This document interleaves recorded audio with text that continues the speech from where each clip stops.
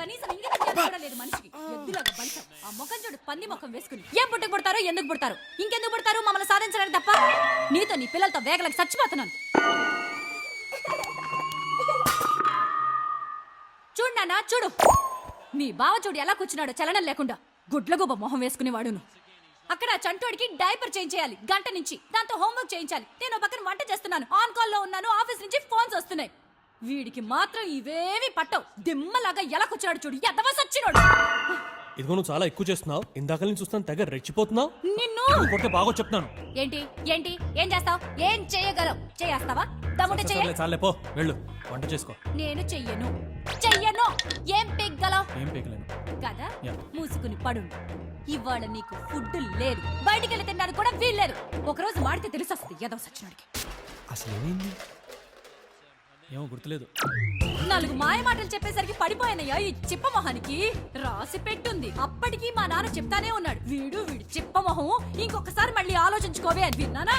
వినలేదు. ఆ రోజుల్లో రోజు ఇందిరా పార్క్ లో కలిసేవాళ్ళం నాన్న. రోజు పువ్వులు తెచ్చిచ్చేవాడు. ఆహా, లైఫ్ అంతా ఇలాగే ఉంటుందేమో అని అనుకున్నా. ఆహా, ఇప్పుడు తెలిసొచ్చింది. ఈడు పొద్దునే లేచిన తర్వాత పరుపు సర్దాలి, ఈడి బట్టలు ఉతకాలి, ఈడెళ్ళొచ్చిన తర్వాత బాత్రూమ్లు కడగాలి. వీడి పుణ్యమాని ఇద్దరిని కన్నాను కదా, వాళ్ళ ముడ్లు కడగాలి.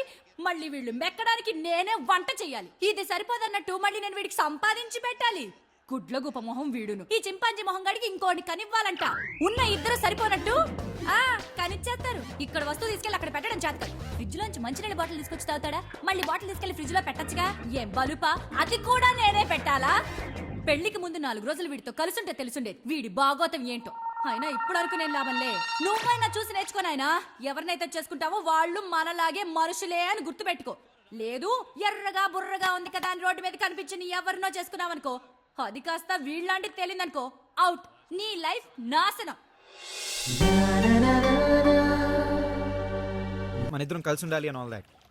బట్ ఇదంతా లేకుండానే చెప్పింది కదా. ఐ నో రా, I do love her and I would love to spend the rest my life with her. తనేదో కాంప్రమైజ్ అయి చెప్తున్నట్టుందిరా. You know, I think she deserves that experience. ఒక 4 రోజులు